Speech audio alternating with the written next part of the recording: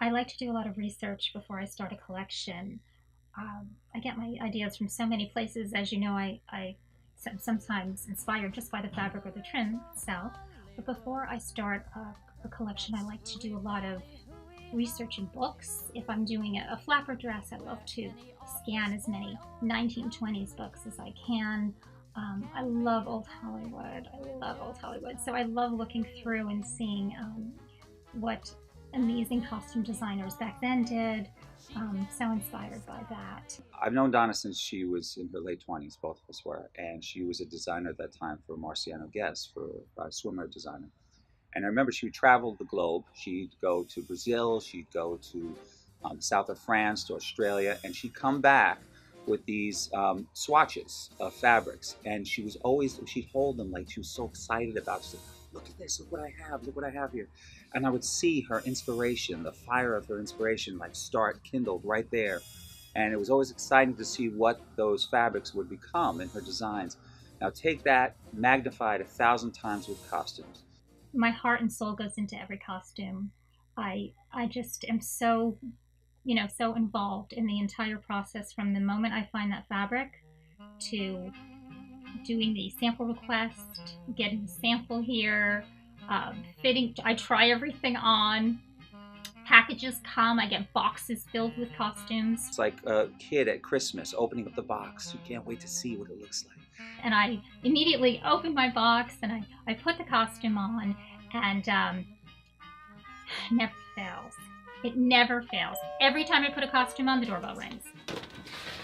Hi. Yeah, I don't usually dress like this. Right. I swear, I'm a costume designer. Really, I am. I have a fashion show, or I have a photo shoot. I have to fit this. I can't have a little slip. So down I go running in my costume, whip open the door, and the guy just cracks up. It's so embarrassing, but it's so part of my life, so I'm kind of used to it by now.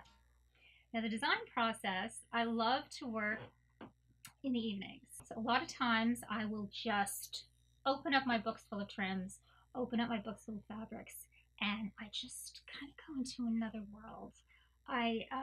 Before you know it, the hours are going by, and I'm looking at the clock, and okay, it's 2 o'clock in the morning. I've got to go to bed.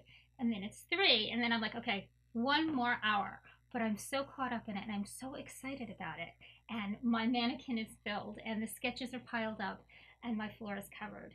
And then I go to bed, and sometimes I'm so tired, I'm like, is that good? Like, I don't even know if it's good anymore because I'm so tired. She's designing gowns. She's designing flapper dresses. She's designing warriors. It's a much broader spectrum of her designs. And she takes out. She goes, look at this design. Look at that. And then I see that from that stage to the next stage, which is like culmination of all of her hard work for an entire year. In the morning, I start my day job, which is the same job, but now I'm working with the office. So I'm answering questions, I'm doing fittings, working with the tech department.